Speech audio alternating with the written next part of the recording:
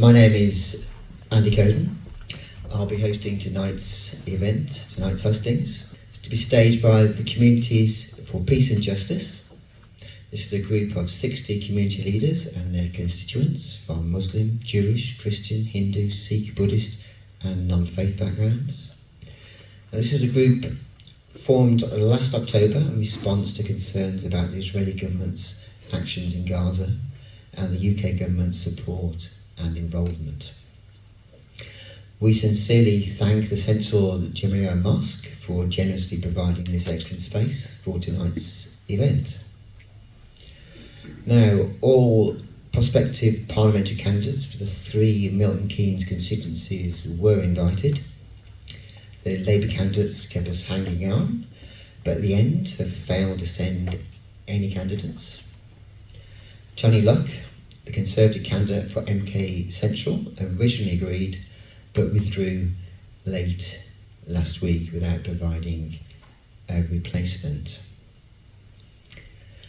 You should of course draw your own conclusions and what bearing it should have on your vote on the 4th of July, but the Labour and Conservative parties chose not to attend. However, I find it hard not to be outraged by the disregard for the community. They were clearly unwilling to face accountability for their positions on Gaza, their pursuit of ruinous austerity, and in the case of Labour, the hounding of the likes of Jeremy Corbyn, Diane Abbott and Faza Shaheen. In contrast, we do have 4 candidates here willing to face the community. They are standing for Buckingham and Bletchley, Dominic Dyer for the Lib Dems, standing for Milton Keynes North, Alan Francis for the Greens and Claire Devlin for the Lib Dems, and we also have Francis Bonney standing for MK Central for the Lib Dem, for the Greens. Sorry. That one is obvious.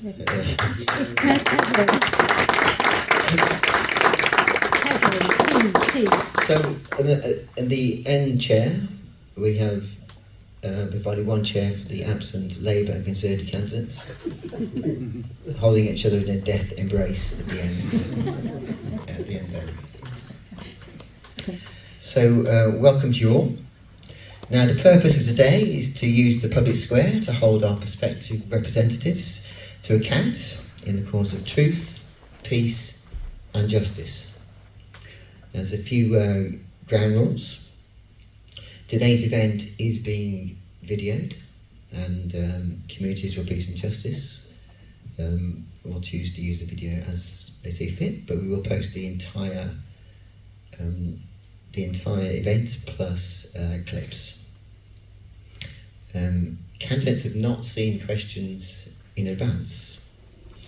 Now, this is a single hustings for all MK constituencies, with candidates representing and speaking from a party position. And I ask candidates to please make it clear if you're deviating from the party line. Normally, candidates have 2-minute answers, and that will be at the host's discretion.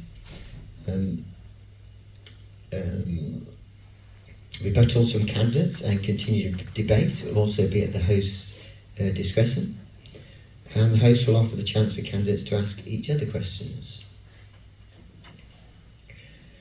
There may be follow-up questions from the audience at the host's discretion, and I ask anybody who wishes to have a follow-up to one of the answers to raise your hand, and there we go, a microphone will be passed to you. Occasionally, I'm going to be asking the candidates to raise their hands for yes/no answers, to allow the audience to see clearly where you stand on various issues. At the end, each candidate will get 2 minutes to sum up. But before we start, I'd like to invite each of you to spend a couple of minutes each, introduce yourself, and use that 2 minutes how you wish. Who's going first? Anna, Shall I start? go ahead, whatever you like. Hello, my name's Frances Bonney. Hold the mic close. and I am here representing my party, the Green Party, because I am standing on behalf of my party in Milton Keynes Central Constituency. And I'm really grateful for this opportunity, and thank you everyone for coming out on such a hot evening and for making us feel welcome. So we in the Green Party believe that everyone in England and Wales should have the opportunity this election to vote for a Green Party candidate, and we're standing in 574 constituencies across the country so that anyone who wants to express themselves by voting for us has that opportunity. The Green Party is above all a compassionate, inclusive party, and we want to offer voters a genuine alternative to the mainstream parties who have dominated politics in this country for so long. There's work to do on so many issues, not only on climate change and the environment, but also to heal our fragile NHS, address the housing crisis, and create a fairer, greener society where everyone feels that they belong. We understand that bringing change will cost money. It's no longer an option to simply move the furniture around and hope that somehow a different process or another efficiency saving is going to do it. It won't. So we're not afraid to say that we are going to bring in a tax on the wealthiest people in society. We're not talking about hard-working, middle-class people. We're talking about people who have £10 million worth of assets or more, millionaires and billionaires, of which there are surprisingly quite a few now in this country, and quite a few who are actually quite willing to contribute more and feel that they should. There is a real energy in the party in this election. We have a very professional, committed leadership, enthusiastic candidates and activists, and a positive message that radical change is possible and achievable. Because when you think about it, so many of the things that we take for granted today were once radical ideas. And off the top of my head, when I was writing this, I was thinking votes for women, the establishment of the NHS in the first place, the welfare state, and the minimum wage. I remember when the minimum wage was brought in and everyone said it was going to be the end of the world, and yet here we are. So we're delighted to stand and to offer the electorate a chance to vote for real hope and real change. Thank you. Thank you very much. Dominic, would you like to go next? Yes, I'm Dominic Dyer. I'm the Liberal Democrat candidate for the new seat of Buckingham and Bletchley, which is a new boundary seat which the Electoral Commission drew up only about back in June. I've lived in the western Milton Keynes on the boundaries of that constituency for the last 23 years. I'm very much a local candidate. I've been around politics most of my life. I started working in Whitehall in the civil service when I was 17, went on to then work in the food manufacturing and plant science industries in the UK, Brussels, United States and around the world. And in the last 10 years, I've sort of taken the experience of working in government, in the corporate boardroom, the communications, political communications work I've done to apply it to protecting the environment, wildlife, animal welfare, both in Britain and around the world. And I'm a very well-known campaigner, writer and broadcaster in all of those areas. And indeed, I was a key person who helped organise the Restore Nature Now march that brought over 80,000 people into the streets of London on Saturday, which is the biggest protest rally that we've ever seen for the environment, which I think tells you how important that issue truly is. What's bringing me into politics now when I'm in my 50s? Well, I'm not coming in because I'm a career politician, a bit late for that, to be honest. I'm coming in because I think there are three key crises in this country. There's the cost of living crisis that all of us are familiar with, that is causing great difficulty for families up and down this country in terms of putting food on the table, paying electricity and heating bills, just general costs of maintaining insurance and housing and everything else that, you know, is so important to our daily lives has been very, very difficult over the last few years, and it's not necessarily going to get any better with the change of government on the 4th of July. And I think everyone that comes into Parliament has to focus on how we tackle that, because we've got massive inequalities in our society. We have our public services, not least our NHS and dentists and schools and transport infrastructure in a very, very bad place in this country, and we need to get that sorted out. We need to get it sorted out quickly. But also there's another crisis, and there's a crisis of confidence, I would say, in trust and integrity in politics. which I think is eaten away at the very belief that actually politicians are in this for the right reasons and they can bring about fundamental change for the betterment of society. And that's something that I want to address as well. So I've got a sort of compact that I put out as a candidate. Can you start wrapping up now, please? To say that firstly, I'm not going to have any second jobs as a candidate. The third, secondly, that I would deal with all constituents, despite any differences of opinion, with respect. And also that, this is a truly important job representing people in this constituency. The final thing I would say is that we have a climate change and a biodiversity crisis, which is why I was with all those thousands of people in London on Saturday, and we have to tackle that as well. So it's a cost of living crisis, a biodiversity and nature crisis, and a crisis of confidence in integrity in politics that is driving me into public life. Thank you.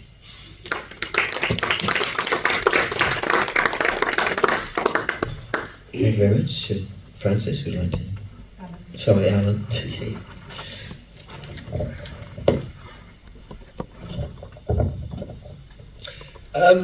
Thanks very much for inviting us here. I'm local. I've been in Milton Keynes for more than 40 years, and for much of that time I've actually been getting on and off buses across the road from the mosque, but I've never actually been inside it before, so thank you very much for the invitation.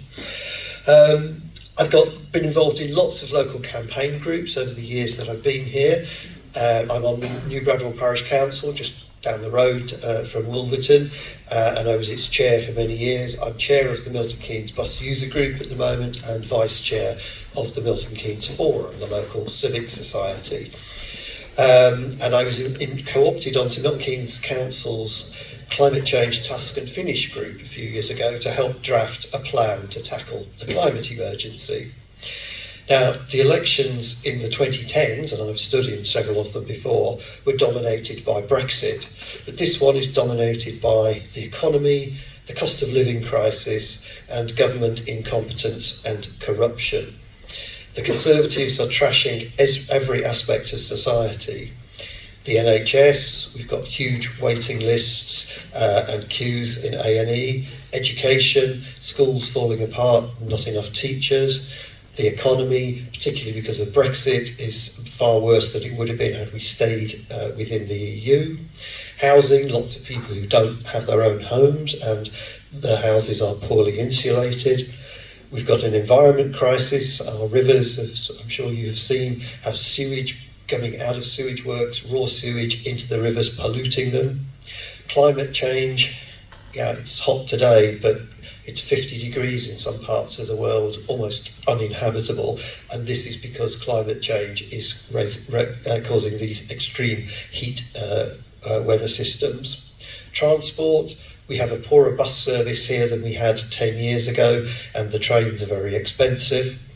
Crime and justice, the police no longer come out to things like offences like shoplifting, and there are long waits within the court system, sometimes up to 2 years before people get their justice. And poverty, we've got food banks. I happened to be passing through Wolverton the other day, and I saw a long queue of people outside the old bathhouse waiting for a food bank to open. And it's been claimed that we have more food banks than public libraries now in this country. Now that's an appalling statistic for which the government should be ashamed, but it seems that they aren't. So I think the Conservatives are a danger. And one of the most dangerous things is that they are undermining the trust in politics. What we're seeing is people saying, oh, they're all the same. And that's a very dangerous position to be in. It means that demagogues can come in and take over. So I hope we're going to get on to discussing some of the policies. Greens, we think we have policies to tackle the problems that I've just talked about, and we've got sources of funding identified to them. So I look forward to the debate. Thank you.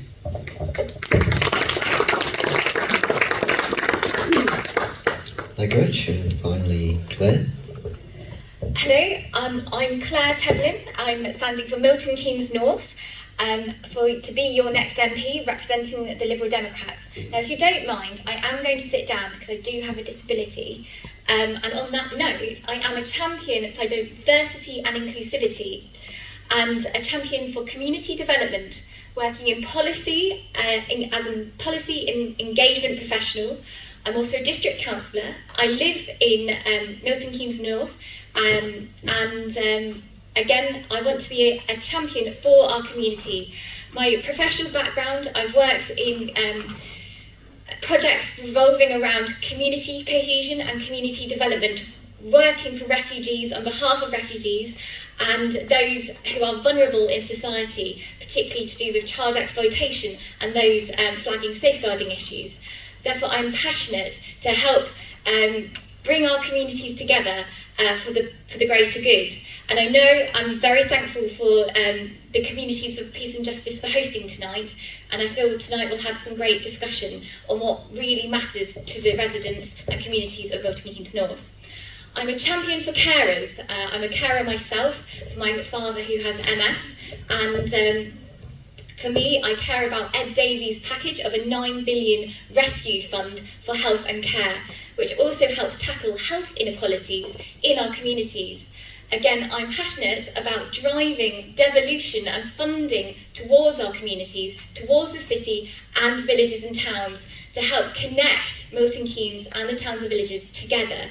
We need devolution and funding to bring grassroots action to the forefront, to invest in the voluntary sector and our communities so that your voices are heard.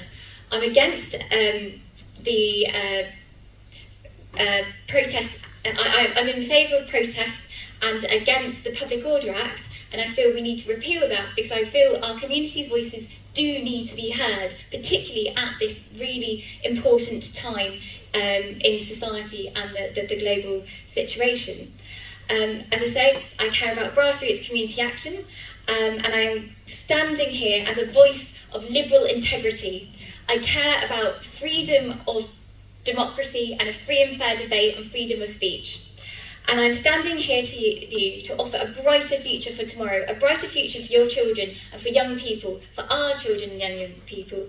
And again, I care about things like proportional representation, where our vote is more democratic, and to restore the nature and environment through new systems for a new industrial strategy, a national food strategy and a land strategy. And again, it goes back to the cost of living crisis. The Liberal Democrats are the only party to really advocate the flaws of Brexit and why we want to renegotiate our trade with Europe and go back to a single market economy to help invest in Europe and invest our relations there, as well as investing in our international development and our global side, 0.7% back into international development. So thank you. Thank you.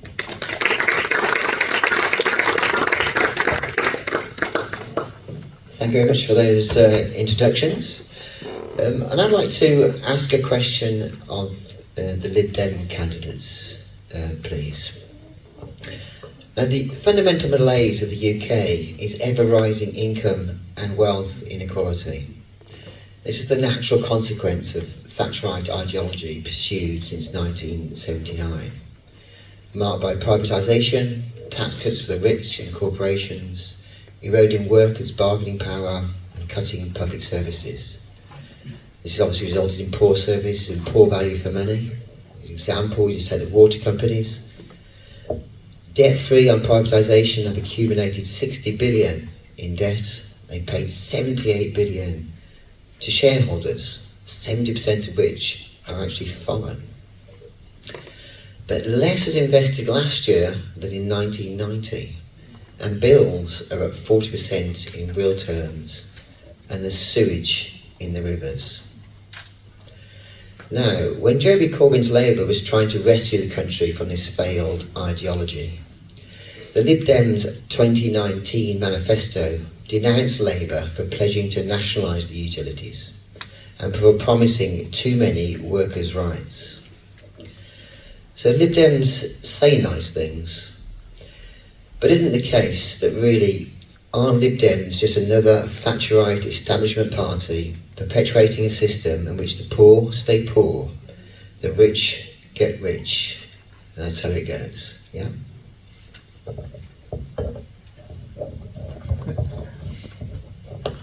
I think every political party evolves and changes, doesn't it?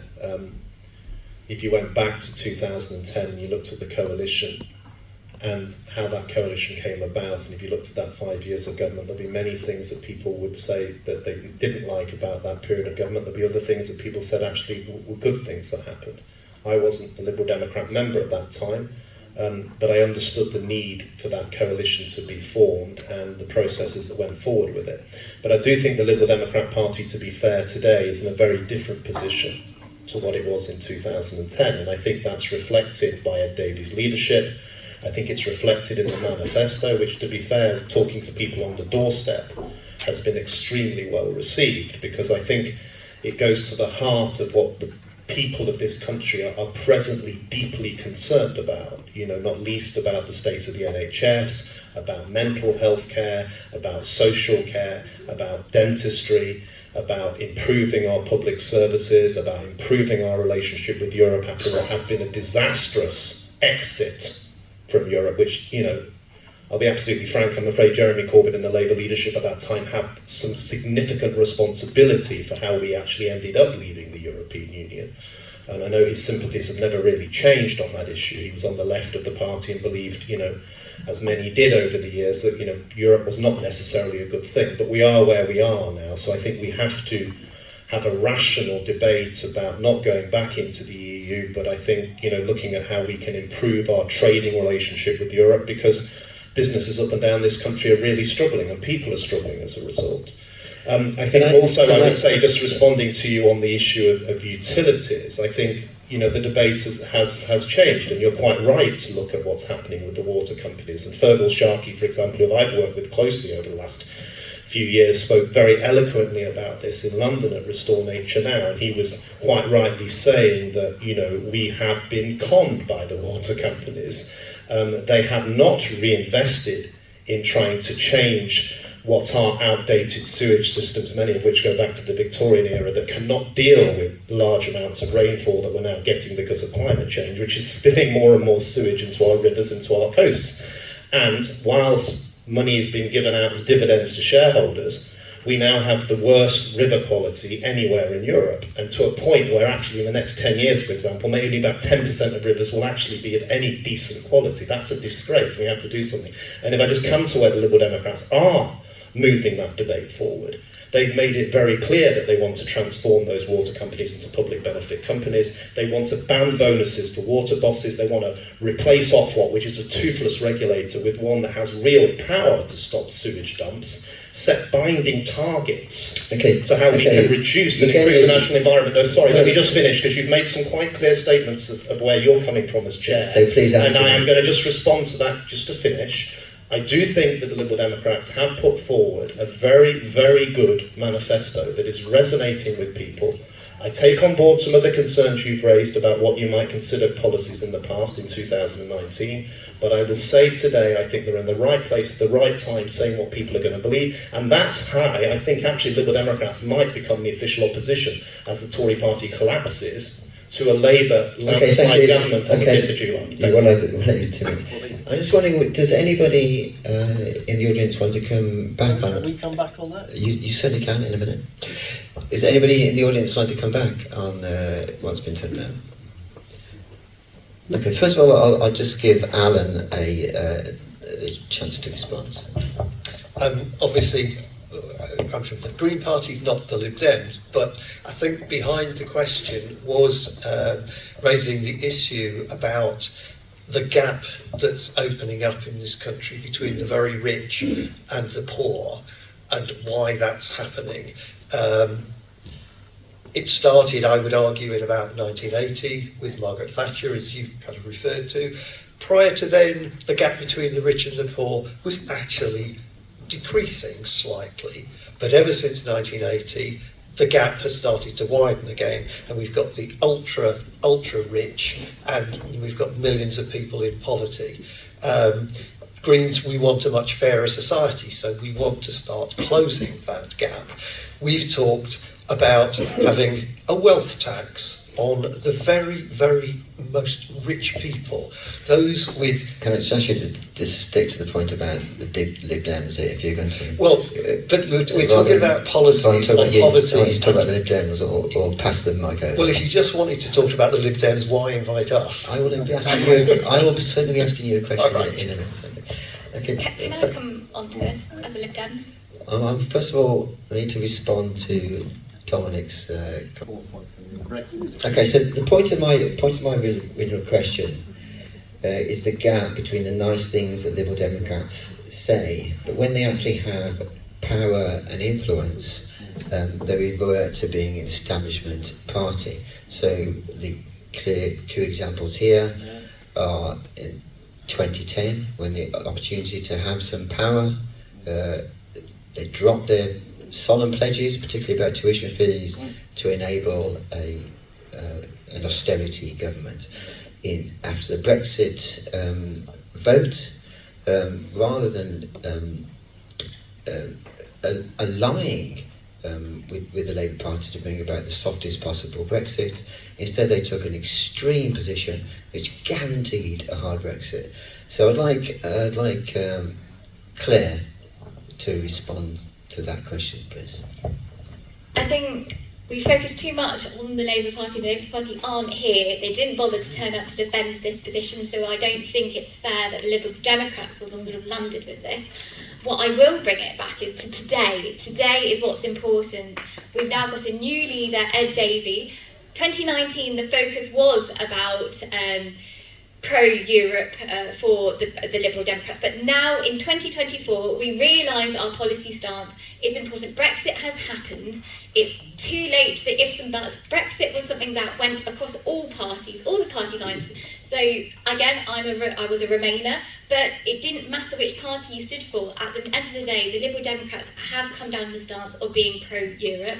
And now we want to go back to renegotiating trade deals and do a single market Okay, so I don't think you're going to be dealing with the question I asked. So let's move on to... Yeah, no, I was about to get to the points here, that as the Liberal Democrats, we want to invest in the population to tackle the cost of living. No, the question is not about... The question is about your behaviour when you actually have some power and influence. Your question is relating to something that happened in 2010 to 2015. It's not a question about 2024, 9 years on. And what you should be doing, with due respect to this audience and this debate, which is about the election today, is looking at the manifesto the Liberal Democrat Party has put out and what the future would be of Liberal Democrats, because there could well be the opposition to Labour on the 5th of July. That is what we should be talking about, with due respect. Okay, let's move on. So, and I'm going to address a question to the Greens. In 2023, North West Derbyshire District Council got its first Green councillor. He wrote an article in which he said, "We shouldn't exchange green energy for green spaces."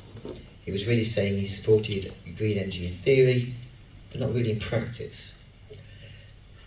A Green councillor in Suffolk who sided with the local Tories against building more solar farms. He said his party was happy to embrace opposing its own national policy if it doesn't make sense locally. Isn't this a problem with the Green Party? Its manifesto is full of great green policies, but when it gets power at local councils, it opposes local developments of green infrastructure and affordable housing in practice. In short, isn't it just another NIMBY party? Perhaps you could take that first. I mean, first of all, I disagree with the premise of your question. I have no idea who these people are that you're talking about. They were councillors, not parliamentary representatives. And obviously, councillors will consider what is best for their communities. So the Greens have no power in Parliament; they have power in councils.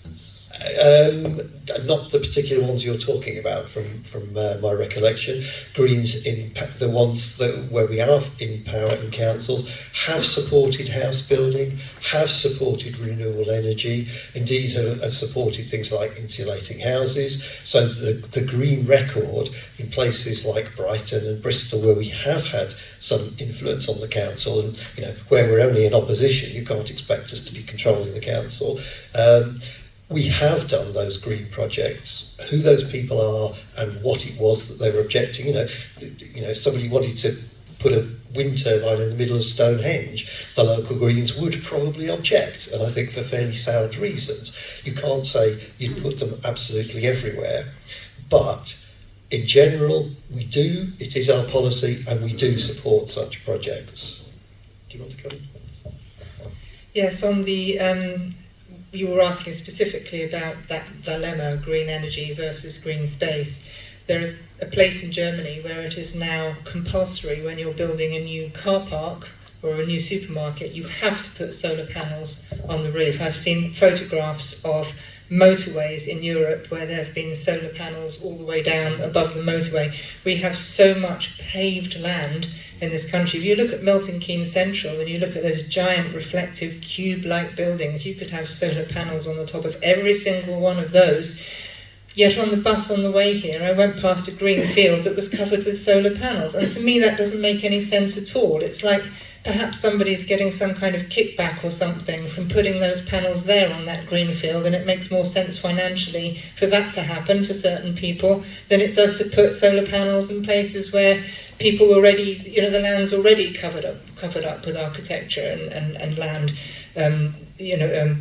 grey land, used industrial land. So that's the first thing. We should all be generating in much more sort of micro eco ways. It's much more secure if anything goes wrong, if it gets too hot, if the grid overheats, if we all have our own solar, if we have our own means of generating, if we have underground heat coils, if we have those kinds of local technologies, it's much more robust, it's much harder for electricity to go down for everybody. And you'll see in very, very poor communities, like homeless people in San Francisco, they all have solar panels because, you stick a solar panel outside your ramshackle dwelling, you can charge your phone, you've got power, so there can be very liberating things. And I do worry a little bit.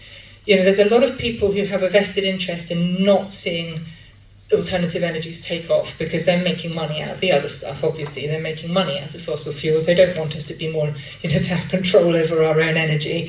So they say, we'll do your alternative energy, but we're going to put it on this beautiful landscape. And everyone goes, no, and that's why. Thank you very much. We're now going to take a question from the audience. It was sent in earlier from Alex Chapman.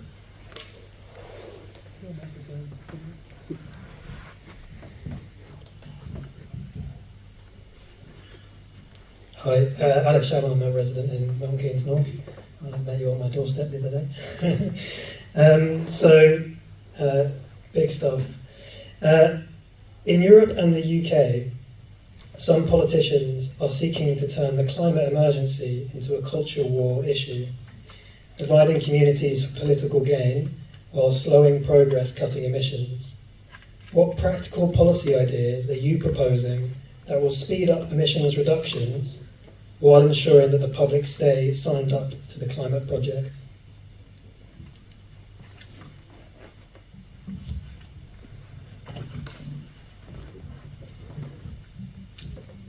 Can one of the Lib Dems take that? Firstly, I think you're absolutely right to raise the point you've raised. I think we have a fundamental problem in relation to climate change.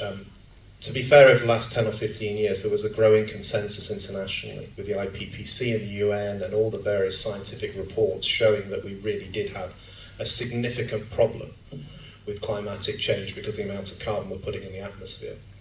And we've had numerous global summits, and each of them set targets, and we've had all the COP process that you're familiar with, and I've been involved in quite a bit of that over the years too.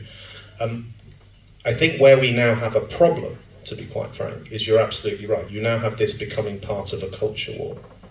You have politicians, and Farage and Reform are a good example of what we're seeing here in the UK, but we're seeing this across Europe. We're seeing it obviously with Trump and the Republicans in the United States, that actually there are votes to be had effectively in climate change denial, real denial, and also votes to be had in taking money from the fossil fuel companies we've just been mentioning that have a vested interest in actually keeping going, with pumping as much money as they can out of the present system.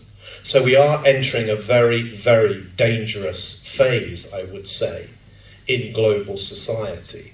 I'm not going to sit here as a Liberal Democrat representative and say we've got a solution to the problem, because I think it's actually a global problem, a very big one.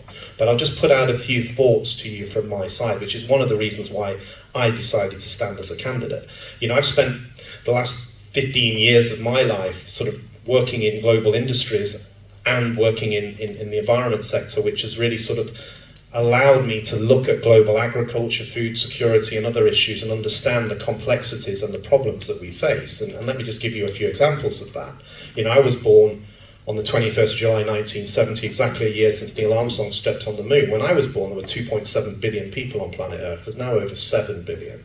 If I get to 80, we'll be over 9 billion. We need to feed more people in the next 50 years than the last 10,000 years combined. And we don't have the Earth's surface to continue to grow crops and livestock production in the way that we are, because we are doing inherent damage to what's left of the world's resources. We're not efficient in how we're producing food, but we have to feed far more people doing it. And because climate change is impacting, to be quite frank with me, I think climate change is impacting far, far worse than anyone expected. My main concern is that the IPCC scientists within the UN actually were playing down some of these risks. I think they were under an awful lot of pressure from global governments to basically be very conservative in their assessments. Actually, frankly now, I think they've got it wrong. I think the processes that we're seeing are speeding up dramatically. And there's more evidence today that global fires that are being formed on massive scales around the world because of these astronomical temperatures are actually feeding that process even more. So for example, you are hitting 45, 50 degree temperatures across wide parts of North Africa, the Middle East, North America and Asia. And they are going to be life-threatening. Give me a moment, it's really important what I'm trying to say here. So what we have is we have a fundamental shift in the global system, and we're reaching a crisis point. At the same time, we have more and more vested interest, money, lobbying, and political parties being established and growing in success by denying that's happening and actually pushing information out to counter the science, which we know is fundamentally there, 99.9% authoritative. So any political party, the Liberal Democrats, Labour Party in power, have to push back on that agenda. They have to get real about the problems we face and actually need to be honest with people about what we need to do to re-engineer our economy to deal with it. That's going to cost money. It's going to mean the sacrifices in living standards. But if we don't do that, and the next 5 years of this parliament will be absolutely crucial, which is why people like me, in my view, should be in there, because we know a bit about it. But ultimately, unless the right decisions are taken in Britain's parliament and parliaments around the world in the next 5 years, we are going to be in a very difficult place. And you're absolutely right in what you say. We've got to push back against that culture war process. Thank you.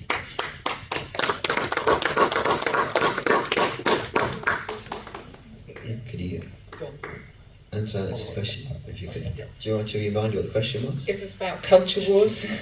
There's a phrase, I can't remember who used it originally, it might have been Trump, so excuse my language. Someone talked about flooding the zone with shit. Was that Steve Bannon? Was that Trump?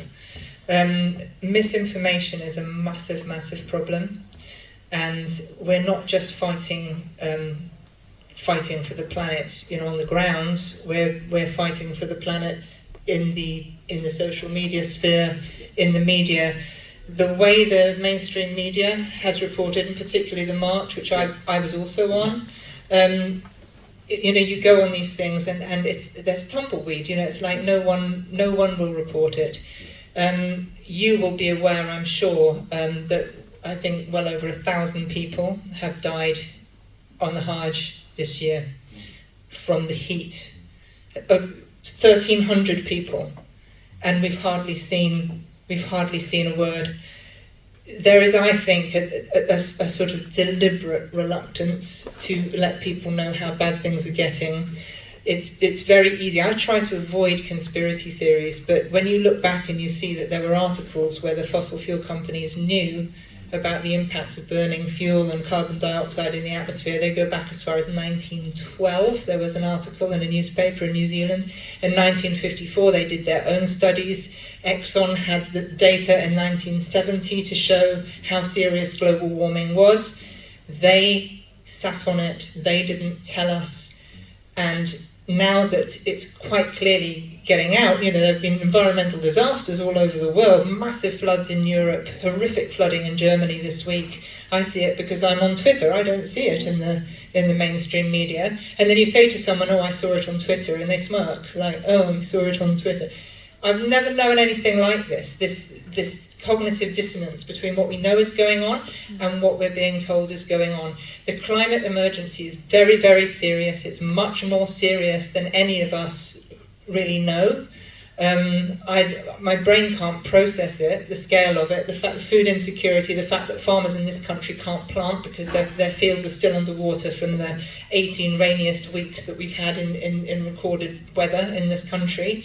And then, in the blink of an eye, we seem to be able to go up to 30, 40 degrees. So now that the actual effects are playing out and people are, Mexico City is running out of water. Delhi is running out of water.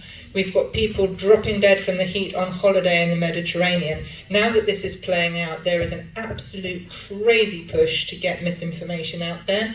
And the people who are denying it, what can I say? They're not stupid, they're not crazy, they're, I think, deliberately sinful. I think it's sinful, really. There's no other word for what they're doing. Alan? Okay. I think the question was also about what can we do to keep people on side, and I'd just like to talk about a couple of things which are in the Green Party's manifesto this time, which is things like doing home insulation.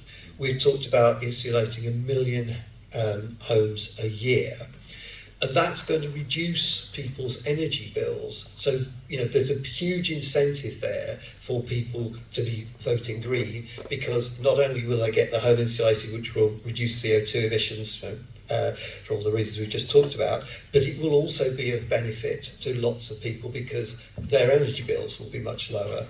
And the second point is transport. Bus use has actually been going down over the last few years because the government and councils have been cutting the subsidies. That's leaving lots of people stranded, unable to get to work, shops, hospitals, or whatever. Again, we want to put a lot more money into public transport, buses and trains. That too is a benefit to people. It will reduce emissions because fewer people will be driving their cars, more will be on the buses and the trains. So again, it's another thing where it's good for the environment, but it's also good for people as well because it enables them to get around more easily in an environmentally friendly way. So I think there's two ways to get people on side when it comes to tackling climate change. And can I just... Okay, I think we need to move on. I would like to say my point, actually. For the Liberal Democrats, we want to establish a local citizens' assembly to really bring it back down to the grassroots activity so that it isn't all misinformation and Extinction Rebellion going off on one. I think local citizens' assemblies coming together in their local councils and everything, having the climate declaration already been made, will help. We want to invest in renewable power so that 90% of the UK's electricity is generated from renewables by 2030, and that's Liberal Democrats. We want to make homes warmer and cheaper through an upgradable programme, starting with free insulation. That's, again, a Liberal Democrat policy, so that all new homes are zero carbon. We want to have a circular economy to ensure that these businesses are held to account, to ensure that it is aware of becoming zero carbon and doing their best for recycling, to invest in renewable power. And again, we want to hold Parliament to account by having a Chief Secretary for Sustainability in the Treasury to ensure that the economy is sustainable, that it's resource efficient, and again, establishes a zero carbon delivery authority to coordinate across our devolved administrations. Again, it all goes back to promoting devolution and funding back to our local communities. That's what's really important here. And again, as establishing our role with the Sustainable Development Goals, again, putting money back in and spending into our international development spending so that this does tackle. Again, I know at a local level, flooding has been a real issue in Milton Keynes, and people have to be saved by the local authority. And therefore, it's really important that local communities do get together. The funding is there, and we do support everybody. Thank you. Some good answers to that question there. Thank you very much. Okay, there's a question for the Greens. I've got a quote from Jill Stein, who's the Green Party presidential candidate in the USA. She said, "Israel's attack on Al Shifa Hospital is a horrifying and brazen war crime before our very eyes. Attacking a hospital with bombs and snipers, shooting doctors and patients, cutting off power and blocking supplies, keeping patients alive, including premature babies. These are not acts of war, they are acts of genocide." Now, Alan, the Green Party leadership in the UK has stopped short of calling the Israeli onslaught a genocide and calling for an unconditional ceasefire. Can I ask you what your views are? Firstly, you're incorrect when saying that the leaders of the Green Party have not called for an unconditional ceasefire. They have. It's in our manifesto. Unconditional. Yes. The words are an immediate and permanent bilateral ceasefire. Okay, so get that one out of the way first of all. Our policy, which I guess you want us to talk about a more general policy on the Gaza-Israel situation, clearly, we are certainly of the opinion that the Hamas attack on October 7th was wrong, but equally that the Israeli reaction since then has been wrong. And I'm just going to read some of the bullet points from the manifesto. We'll get onto that, but just stick to the genocide question at this point.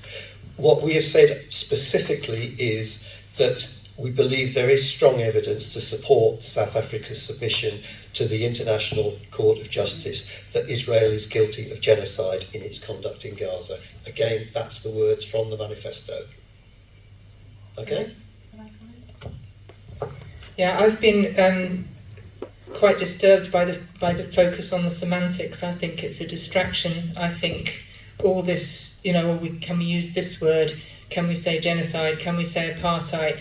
Again, it's the flooding the zone. It's a distraction from what's going on. And just very briefly, with regards to the attack on the hospital, I work for a hospital. One of my colleagues in that hospital is a gentleman called Professor Nick Maynard, who you may have heard of. He's a surgeon. He's got a long association with the people of Gaza, and he was out there at Christmas for 2 weeks. And he came back and he delivered what's called a surgical grand round. It's a virtual lecture theatre, but I was able to log in with my Trust login. And he talked about his experience in a hospital in Gaza, and actually looking back now in the early stages of this assault on Gaza. And, I saw and heard things I can't unsee and I can't unhear. So, please do not think that if Greens don't stand up and use the strongest possible language in public, it's not, I think, because we don't feel things, but you will know as well as anyone else the extraordinary limits on public discourse and conversation that seem to be in place at the moment. The fact that if you say something in public, you can end up being out of the position where you can do anything about it. So there's that payoff, how strongly do I speak? And if I am then out of a position where I can, there are 4 candidates who spoke strongly and who are now no longer candidates. So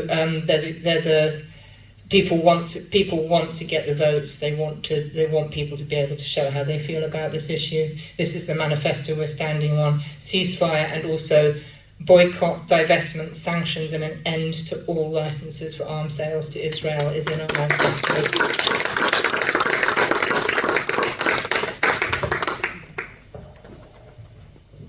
Okay, to move on to this next section, I want to play a video.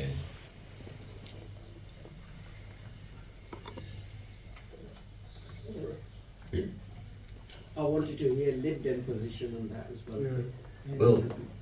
We'll be covering it. It's okay. So I'm just going to play this this video.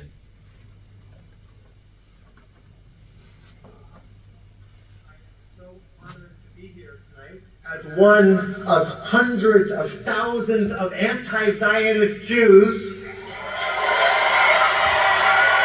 we refuse to stand by silently as Israel inflicts unimaginable violence against the 2.3 million people of Gaza who have been under blockade since 2007, the majority of whom are already refugees from the Nakba, as Israel murders thousands of Gazan children, elders, journalists, poets, parents, doctors, teachers, entire families, so many still trapped under the rubble, so many starving, so many ill with no medical care.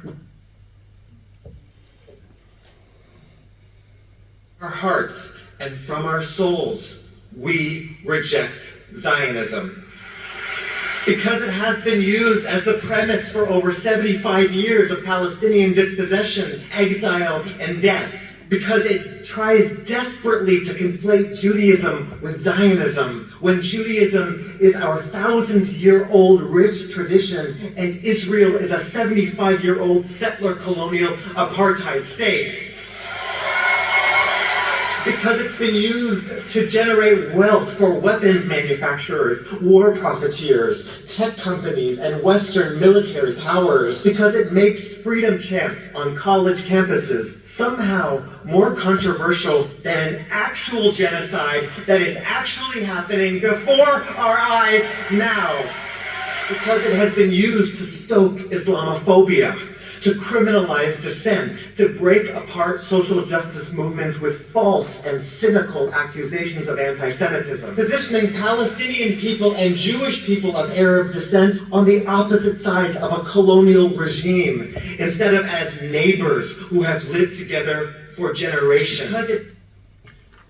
Okay, so I'd like to ask the candidates here. First of all, the Lib Dems. There's kind of two parts of that speech. One which outlined a description of the situation in Gaza as he saw it, and the other is outlining his understanding of Zionism. Could the Lib Dems perhaps explain in what does your party disagree with those two assessments? Let me take this on, okay? Because, let me just explain a bit about my background. I know Israel quite well. I know the Palestinians territory as well. I know politicians on both sides of this debate. My partner's half Jewish and half Muslim, right? So the complexities of this conflict and the issues around it, I am very, very familiar with. There are two things, firstly, that I would say.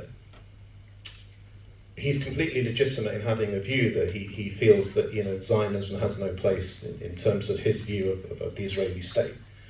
But the Israeli state's not going to go anywhere. It is what it is. The question is how Israel will treat its neighbours. The problem I have with Israel under Bibi Netanyahu, I've met Bibi Netanyahu, I've had this debate with him because I know exactly the sort of politician he is.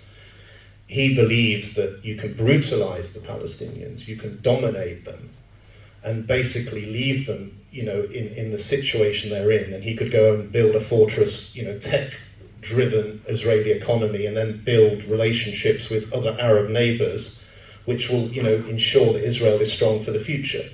If you learn anything from October the 7th, that's just nonsense, because Israel's no more secure now than it's ever been. It's actually less secure because of what Hamas did on that day. And what Hamas did on that day was horrific. There's no question about it.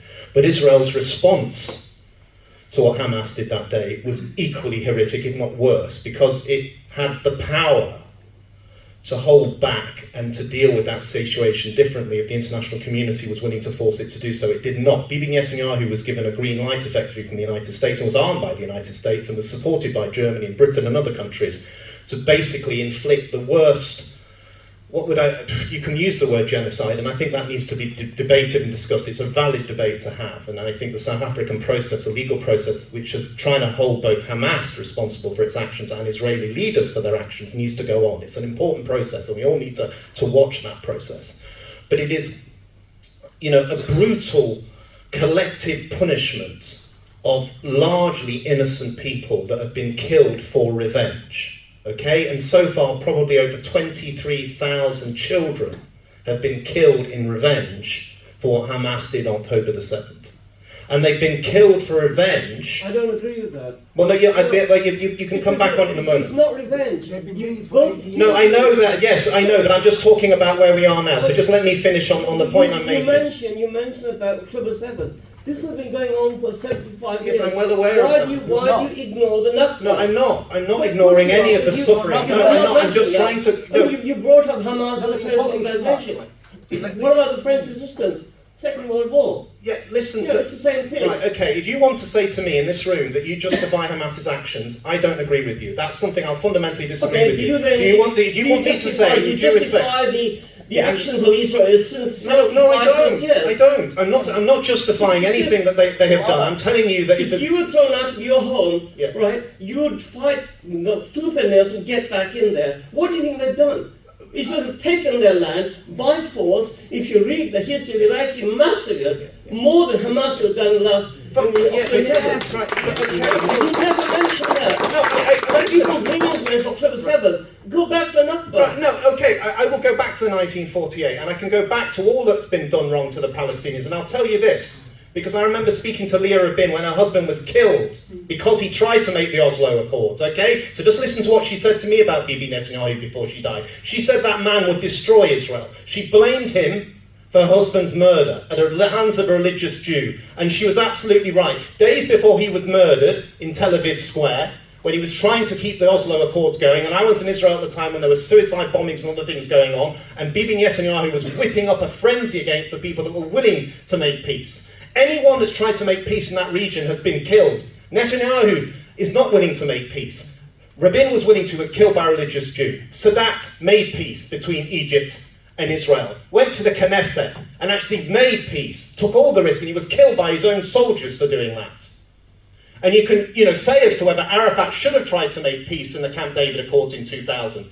I've sat down with Ehud Barak and spoken for hours with him about that process. His view is that, he should have taken the deal. He didn't take the deal. You could probably quite rightly say it wasn't good enough and he didn't have to take it. But the 20-odd years that have gone on since that decision to leave Camp David, to leave Clinton, to leave Barak in that building and go back to the West Bank and launch that intifada has led to what has been horrific actions by the Israeli state. I'm not underestimating it for a moment. And I'm not underestimating the anger and the resentment and the despair of the Palestinian people. But I still can't justify what Hamas did on October the 7th, because what it has done, it's brought a horror on the Palestinian people. It's given the Israelis the green light, which the Americans have allowed them to do, arming them to do this, with the British government and other governments giving consent effectively, and the Labour Party, which is why they're not here now, because they're so embarrassed, they won't stand here and say that. That disgusts me.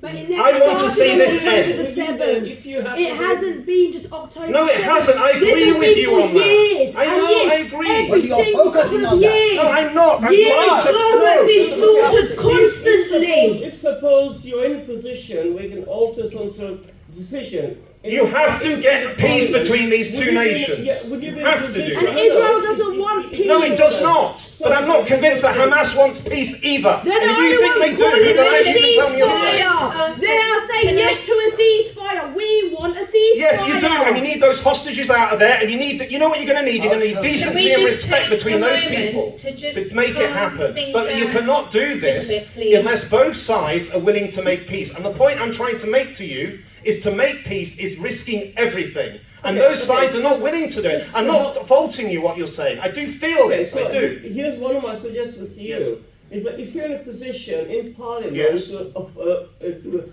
help the outcome, will you be in a position, as Liberal Democrats say, we will not allow arms to go? Absolutely. Because if America and UK and Europe stop the arms, they can't do anything. Can I just answer your, because this is where, if I went to Parliament now, knowing what I've done, spoken to the people I've spoken to over 20, 30 years, understanding, and I do understand some of the complexities here on both sides, this is what I would do. It's not just arms sales, it's arms imports. We buy more from the Israelis in defence than we sell them. So let's get that rate. It will hurt Israel if we actually stop importing arms, drones and other high-tech equipment we do. We have to send Netanyahu a clear answer. The Americans cannot keep arming the Israelis. They have these massive defence agreements, both with Egypt and with Israel, And both of those agreements allow the American defense companies to make a huge amount of money. They have a vested interest in those weapons to be used because they replenish the American stocks. People are dying, innocent people, women and children, by American-made armaments. That cannot continue. No British government should support that. Also, you need a two-state solution. You need to recognise Palestine now. Where Okay? would they go? We have another question. Okay, yeah. So I think, But I'm just giving, that's what I would say. You need to recognise Palestine now. You need a proper process by which you can have decency and respect and borders and security for a Palestinian state. I'd like to move on to... that has to happen. That's what I believe. I think it might be an opportunity for me to move on to another question. Sorry, could I just say something? Sure. I'm a little bit amazed that we're sitting here in Mosque with an organisation that's pro-Palestinian, the organisers, and with the Lib Dem and the Green Party, and we're having an argument about Palestine here. I think we're talking past each other here. We're all on the same page. I think the question that should be asked from the candidates is that if you were in power, or if you were in a position to influence, what would you do? Yes, Technically, what I would do just in relation to a complete arms embargo. Do you mind if I finish? Two-state solution. Do you mind if I finish? Yes. Sorry. So the question to me would basically be, if you had a call for a ceasefire along the lines of what's previously been presented, or that's been presented by the SNP, would you agree with that, first point? Yes. Secondly, would you basically support the ICC if they were to grant a arrest warrant for Bibi Netanyahu and other members of the Israeli state? And would you follow through on that? Yes, and as long as it also, because they do apply it to Hamas as well. They're, so they're two separate processes, but I would support both processes. You would understand why I say that too. And thirdly, whether UK actually have arms licenses, and I think you've mentioned this, that allow export to Israel in relation to the F-16, etc.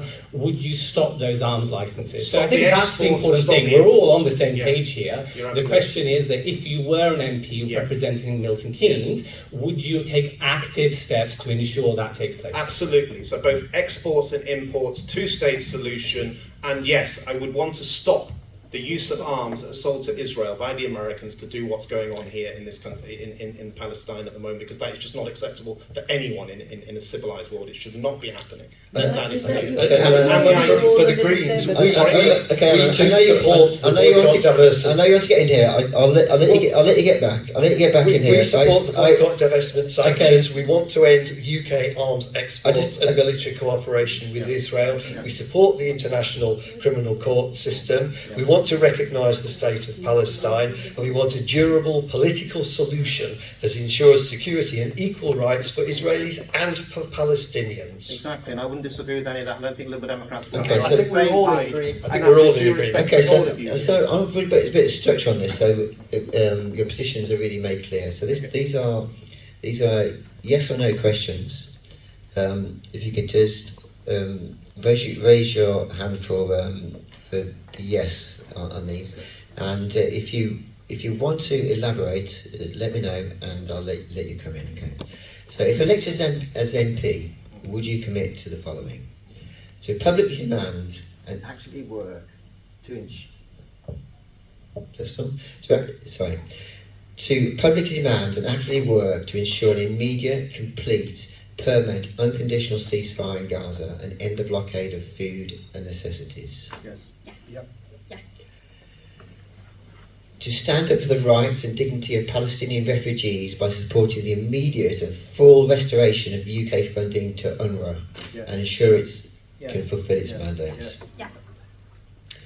To support a comprehensive two-way embargo on trade in weapons, components and military technology with Israel to ensure that Britain and its citizens are not complicit in aiding and abetting war crimes. Absolutely.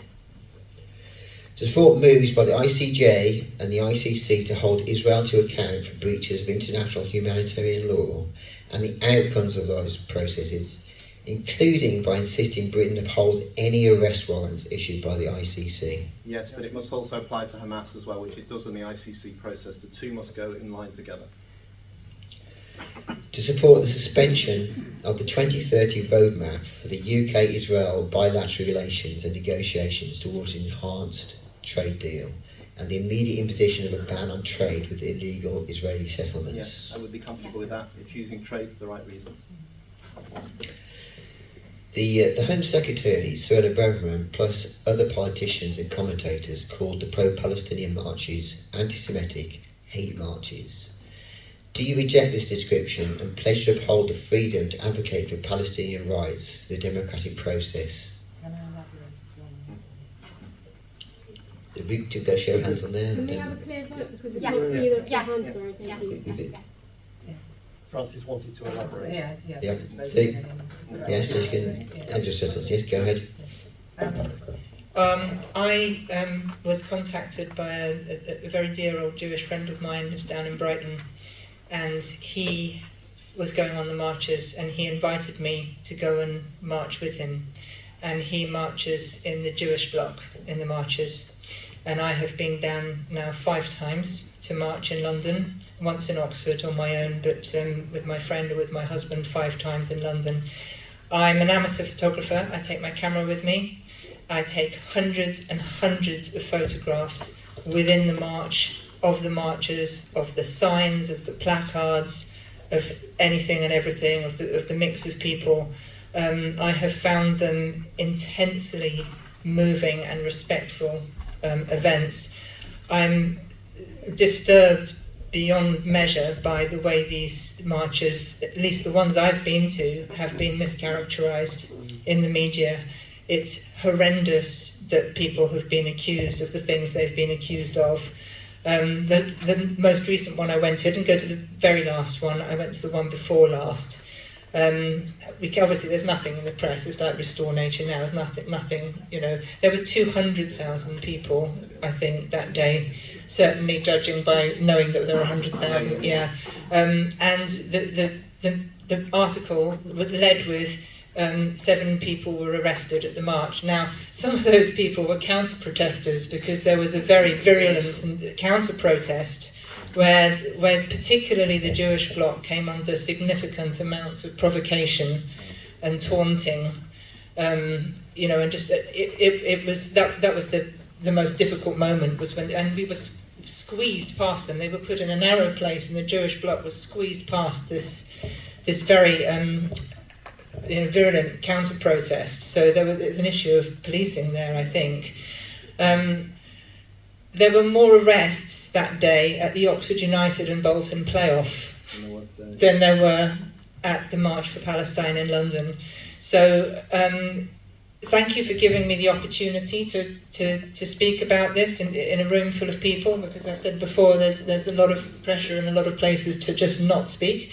I have found them incredibly moving events, and there's another one on the 6th of July, and I fully intend to be there.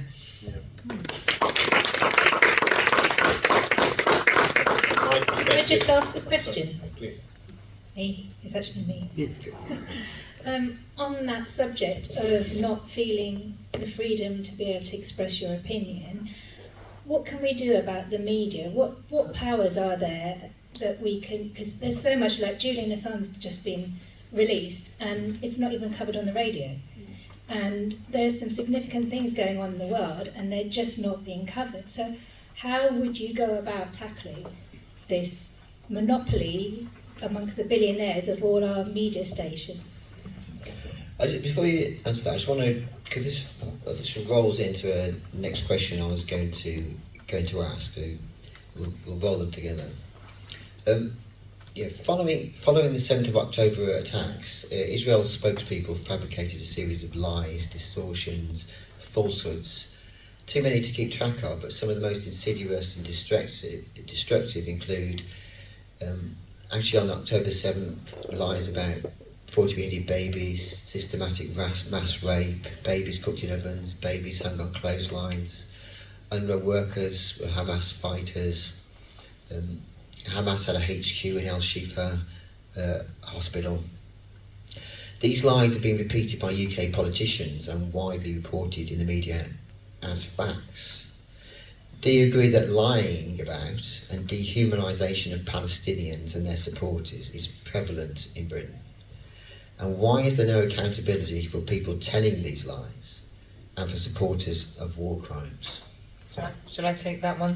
I think it's completely prevalent, and it's something that distresses me more than I can. I mean, I've been feeling like an alien on my own planet this past 10 months. Just utter despair, powerlessness. It's one of the reasons I'm sitting here. I mean, I am very comfortable sitting here for this party. Particularly, I mean, I follow Zach Polanski on Twitter. I think he's been wonderful, the way he's been speaking out. I don't know what else to do. I march, and it's not reported. I try to have conversations. Brenda Kelly, she's an obstetrician, she's one of the people who went out there with Professor Maynard. I went to a vigil for healthcare workers who had been murdered in Gaza, and they wanted to. I work in communications for the hospital where these surgeons are employed, and they wanted us to put out a message to say that there was going to be a vigil. And we were told, you can't put out this message because this is a government organisation. This is the NHS, is the government. We can't. We have to stay, neutral. We weren't allowed to put a message out. So I felt so bad. I went to the vigil. And there were like 24 of us standing on the edge of the road reading out the names of these people who had been murdered. And I really went home that evening questioning my employment in the NHS. But the problem is that if we all leave public life, it doesn't get any better. So I think we have to speak. Brenda Kelly said to me, she said, especially those of you who were white, she said, and there were only a couple of us there, white people, she said, you have to speak to people one at a time, friends, family members, and I have been, I've spoken to my parents, I've spoken to my sister, I'm speaking to my friends one at a time. I think the only way we can do this is person to person, one at a time, because the media seems to be locked down. People are terrified of enduring the same fate as, we were talking about Jeremy Corbyn earlier. People in public life who have a lot to lose they have been silenced, I think, by this. I've heard people, I won't say what context it is, but I heard someone refer to the G word, meaning Gaza, that they couldn't physically say Gaza. And no, he was talking about. I know he was talking about Gaza in that context. But it's just, I've never, in my lifetime, and we're a similar sort of age, I'm a little older than you, Dominic, but in my lifetime I have never known anything like this. I have never known anything like this inability to speak out. I'm so grateful to the Green Party for setting out very, very clearly what I believe are the right policies in their manifesto, so I can sit with this in print, and I know that I have 57,000 people who've got my back. On the media policy, which was the question, I absolutely agree that there is a problem with the concentration of media ownership, particularly the newspapers. Just a few right-wing millionaires own most of the main newspapers. And those newspapers seem to set the news agenda, which is then taken up by the broadcasters, the BBC, ITV, and so on. Never mind, the right-wing fringe sort of broadcasters. So the right wing sets the agenda, and everybody else seems to discuss it, which is a crazy situation. What we have said is that we want rules on media so that no individual or company owns more than 20% of a media market, to ensure there is some plurality, a diversity of views. We want to implement the recommendations of the 2012 Leveson report to reinstate the second part of that, to ensure that the media is held to the highest ethical standards, because they're not at the moment. As people state lies, certainly Israeli government spokespeople do, but lots of other people who go on the media just state lies, and they're not challenged about it by many of the journalists who are questioning. They really ought to be. So yeah, our media needs to have much higher ethical standards and a more plurality of ownership. The media topic is well. We also saw this through COVID as well, and I think this is a theme where tech giants have the monopoly here.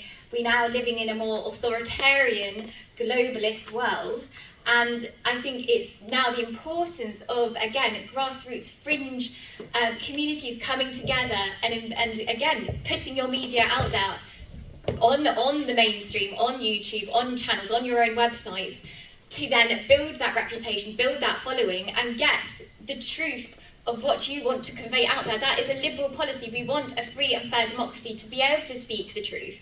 And there is a narrative. There's a mainstream narrative which is invested, just as Alan has said. And again, I think from the Liberal Democrats' perspective, we want a digital tax so that these big tech companies are sort of more responsible and their money is actually filtering down into the communities without strings attached, so that you can speak freely and fairly. I think it's so crucial, given what's happened over the last few years, where people have had their voices cut. Like you're saying, Julian Assange has just come out of prison. I think it's so important. Or speaking the truth. Yes. And we've seen how, having worked in communications, how media is embargoed. And you've seen it with the Uyghurs in China as well, where the media won't touch it. And I think to get the cause of something that is a humanitarian issue, humanitarian crisis, particularly what's going on Gaza, Israel, get your voices heard by investing in fringe media to invest and grow your following. Yeah, I think ultimately, people die, people get killed, and you've got to stop the killing, all right? Because we can all dictate, and what happened October 7th was horrible, right? You can go through how people were killed and what happened. It's absolutely right. The Israeli government have used it. They've got various arms that they'll be used to get information out, and they'll push stories and narratives to make it worse, which justifies their military actions, which, as we all know, is absolutely horrific. Okay, so we know that goes on. But that doesn't take away from the horror of actually what happened there, because it was absolutely horrific. The question is, what happens next? If you go back to Yitzhak Rabin, one of his famous quotes he made, and he was a man that was involved in... The question about is why there's no accountability for people being able to tell lies. Yeah, I know. I'm trying to just bring this back to where we are. He said, quite rightly, when he was making the Oslo Accords, he says, we could break the bones of the Palestinians, but we can't break their minds and their hearts. We could brutalise them. We can keep brutalising them. We can keep killing them. We can keep shooting them. Okay, exterminate them. Yes. And you're helping that. No, but I'm not helping that. So you can say what... That's not... There's no Hamas in the West Bank, though, is there? I'm not justifying any of it. I'm telling you that you can't go on doing that if you think you're going to make yourself safer. It's not going to happen. 5 times where we've had 80 years of genocide. Yes, okay. This is ridiculous. Britain was involved. Yes, I know, we partitioned, I know, I'm well aware of that. No, before partition. From 1936 to 1939, Britain had 100,000 soldiers. For every 3 Palestinian men, there were 1 British soldier. They killed or incapacitated 10% of the male population. They trained the leaders. Yes.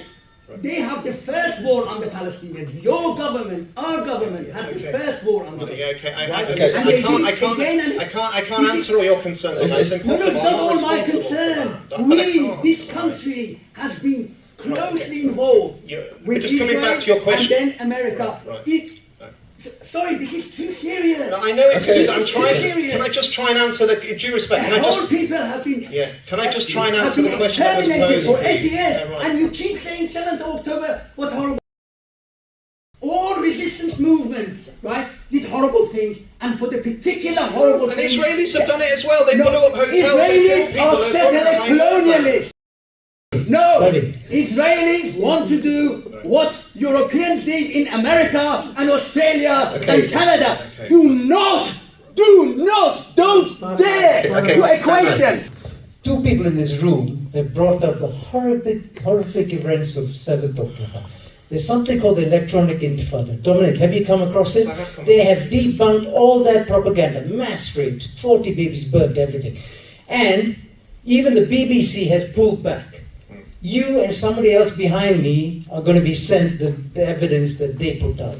And after that, don't ever say horrific events of the 7th of Well, yeah, Never. we're not going to agree upon that. With No, due no, respect, no, we're not going to agree upon after you it. see We're the not going to evidence, agree upon come it. back. We're just not going to agree. A lot of people were killed, and there's been a reaction that I don't support or justify, which has killed far more people in a horrible, brutal way. That's my view. And that's what I'll do. But just coming back to your question about the media, the part of the problem we have, the Israeli media are not going to tell about the suffering of what's going on in the Palestinians. They won't do it, which is why that leads the Israelis to brutalise the Palestinians and delegitimise them and treat them as if they're not human. In that case, they don't need to think about their suffering. That, if you go to Israel, you see that because the media doesn't open up what goes on. I spent a lot of time in America. It's a similar problem. I found Nikki Haley was running to be president quite recently, going to Israel and signing shells. Just let me finish, please. Signing shells that were then going to be fired at killing innocent people. Horrific. But she felt, and she could be the vice president to Trump in a few months' time, that was something, as a mother of children, that was legitimate for her because it would get her support base back home. We need to ensure that we focus on the suffering and we end the killing. That has to end the killing. All lives are precious. Jewish lives, Palestinian lives and Christian lives are all equally precious. And anyone in this room that believes one is more precious than the other, I wouldn't agree with them. But you've got to stop the killing. If you don't stop the killing, nothing will ever end. That's a good way to end. Stop the killing. I think everyone agrees with that. Okay, Nobody said that. I'm afraid we've run out. If there were, we've run out of time now. So I think. I mean, that's a ridiculous thing to say. Excuse me, we have another question. It's the most fundamental important point in human rights. I think if I'm being fair, we've reached the end of our time here tonight. So I'm now going to ask the candidates to spend 1 minute each, just to make the final last points. Well, sorry to interrupt you. Politely, we have one other question from a young lady here, and she's been waiting patiently. Every time I hand her the microphone, she gets interrupted by other people. So let's just give her one opportunity to have her question. One question I have is, as candidates, what would you say to Palestinians who've been given, who've been dehumanized to the extent where they're not even they don't have a state recognized, and they've got no military support. They have the right to defend themselves, but how are they supposed to defend themselves against Israel's consistent pre-October 7th bombardment, assault, and genocide? How would you respond to Palestinians? If a Palestinian was sat here before you today and asked you, how do I protect myself, my nation, my country, my people, my children, my legacy, my humanity, how would you respond to that?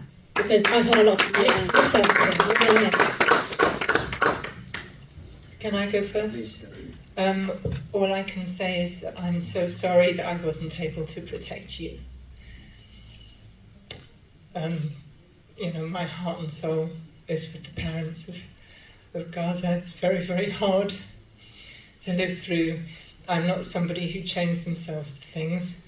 It's why I'm standing for Parliament on this platform for this very compassionate party, which is saying for me the right things, and I'm proud to be here backing them up. But emotionally, it's crippling. I don't know. It's difficult to sleep. I'm not the only person who's finding it difficult to sleep. I feel so powerless. I'm so sorry that we failed them, because the killing of people, the killing of young people, the killing of children is a stain on humanity. And it's wrong, whoever does it, it's wrong. And it makes a tear in the space-time continuum or something. I think, there will be consequences for this for so long, and I don't know how to stop it, but I can put myself forward, and if people feel the same way that the Green Party is feeling, then they can vote for me, they can express themselves. That's all I can do.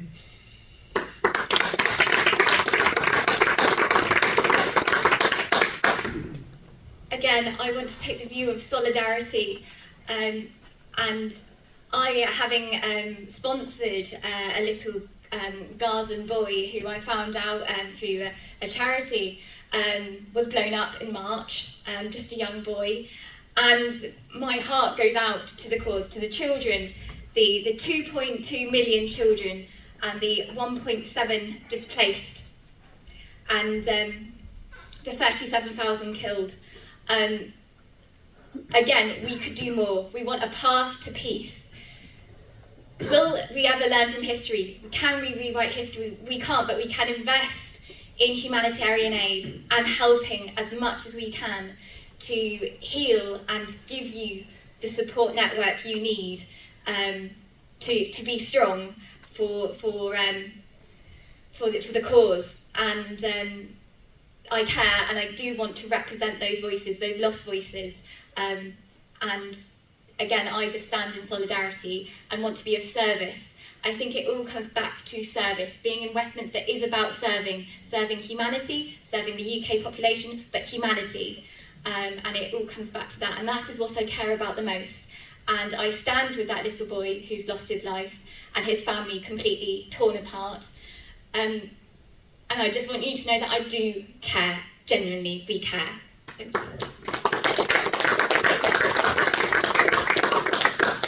you. You can't say that those individuals, anyone, doesn't have the right to defend themselves. You know, my partner's a Turkish Cypriot, and if she was here, she would say, listen, you know, in Cyprus we were locked into enclaves, we had Greek nationalist militias coming and killing us in our villages, and, you know, thankfully the Turkish military intervened and protected us. Otherwise we'd all be dead. So, you know, she lived through that period. So I know exactly how the Palestinians feel, having, you know, no way to defend themselves. The only point I would make is that every action has a reaction.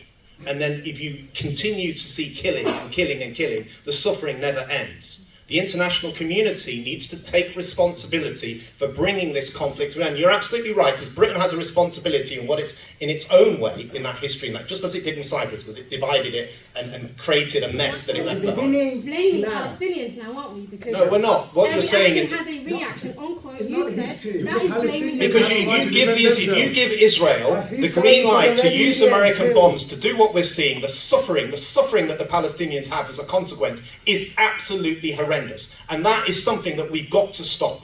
30,000, where do you draw the line on it? If the Israelis keep killing, how many Palestinians will be left? That's what I'm asking you. Yes, I'm saying to you, the international community has to step up. Enough is enough. America can't keep arming an Israeli government to do this. The British government can't just look the other way, and that includes a Labour government on the 5th of July, and accept this can happen. There has to be humanity here to say enough is enough. We have to stop the killing. You have to give the Palestinians the state that they deserve. You have to make sure that they can live securely and decently. You have to ensure they can get education and healthcare and all the rights that we take for granted, and they're not going to be killed for just surviving. That is something I thoroughly believe in. Okay, if I was in Parliament, I would speak up for that every day. I would speak up for it every day. But if you say to me that October the 7th didn't have a reaction from the Israeli state, of course it did. They've killed so many people. I don't think, and you can all condemn me if you want to, that what Hamas did that day has helped the people of Palestine. It did. Well, you might differ with me, but with due respect, I will have a different view. They've been bombing Gaza for years. I know, but you can say that, but I don't think so. And if there's ever going to be peace... October the 7th, they've been bombing Gaza for years. But if you're ever going to make peace they've been putting bombardment for years. Yeah, right, I understand all of that. You can't keep saying October the 7th. We might never don't want agree to hear upon it it. anymore. The most likely, in your scenario, the most likely end. In your scenario, with all respect, I know you mean well. Yes. The most likely scenario is the expulsion or the extermination. Look at the map. Right. This has been going on all the time.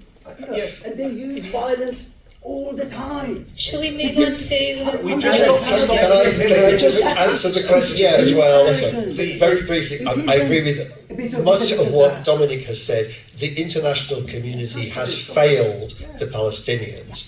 It should have done a lot more in the past. We can't undo what has happened in the past, but from now on the international community has to, and that includes the UK government, has to do a lot more in terms of pressuring the governments to stop the fighting, in terms of getting aid in. People are starving in Palestine. You know, people aren't just dying because of bombs and bullets, they're dying from starvation and diseases because there is no aid, no medical equipment getting in. So the international community has got to put pressure on both governments to enable the aid to get in, the food to get in, the fuel for the healthcare, for the hospitals and such like. That's the sort of thing that the British government should be doing now and isn't, but I hope will be after July the 4th. And some of that responsibility also, as we all know in this room, sits with the Egyptian government as well, because the way the Egyptian government have locked down that border over the years, the way the Egyptian government have not supported the Palestinians since they've had their own peace agreement with the Israelis. They were forced by the Israelis to do that. Well, yes, and the Americans who give them massive amounts of military aid as well. We know that. No, I know. Well, I think there are other countries in the region need to step up as well. We're more concerned about how you are going to step up as representatives. Yes, we have to, but the countries in the region have to do we that know too. that, but we are here specifically. No, you're today absolutely about how right. you are going to Okay, so I think everyone's made their points here, and we're well over time now. So I'd like everyone to just take 1 minute each. Oh my God! Just 1 minute each, just to wrap up. Okay, you want to start that? Start with that. Okay, I'm going to talk about a few Green Party policies, most of which have not been mentioned tonight because they haven't come up in the questions. So the Green Party will clean up rivers and beaches by taking water companies back into public hands to be run for the public good, not private profit. We'd insulate all homes, reverse new oil licences and invest in renewables, make the tax system fairer with wealth tax for billionaires and increase benefits and universal credit by £40 a week, end the NHS privatisation and restore proper funding for NHS and social care with extra £30 billion per year for the NHS and £20 billion for social care. Provide free school meals for all primary and secondary school children and abolish the two-child benefit cap. Bring in rent controls, end no-fault evictions, end the right to buy and build energy-efficient social housing. We want proportional representation, votes for people at 16, £15 per hour minimum wage for all workers, and better and more affordable buses, trains and cycling and walking facilities. So for a fairer, healthier, greener Britain, please vote Green. Thank you. Can we interlate? Can we have Claire next, please? Thank you. I want to get to the point which I didn't earlier, is about the economy and how we do care about the cost of living. We do care about the gap between the rich and poor, and we do want to make sure we've got community food larders and food banks around Milton Keynes. I want to invest in that to ensure, again, as I said, through devolution, through putting funding back into our communities, that communities can flourish. I want to invest, as part of the Liberal Democrats, in green infrastructure, innovation and skills, and bringing that to Milton Keynes and to the wider constituency and the towns and villages to ensure that there is prosperity within Milton Keynes, that the poorest are taken care of through, again, proper tax for those most wealthy, but a proper wonderful windfall tax on the super profits of the oil and gas industry, the digital service tax, and a capital gains tax, so that the poorest benefit the most. Again, having a partnership approach to a successful future. Vote Liberal Democrat.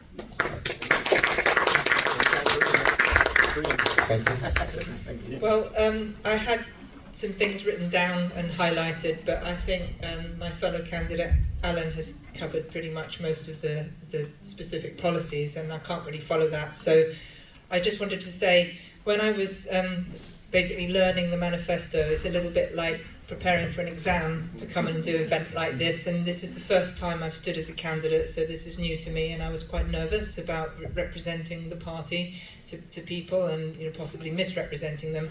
I got my daughter, I said, can you test me, like when we do for your exams, can you test me on the manifesto?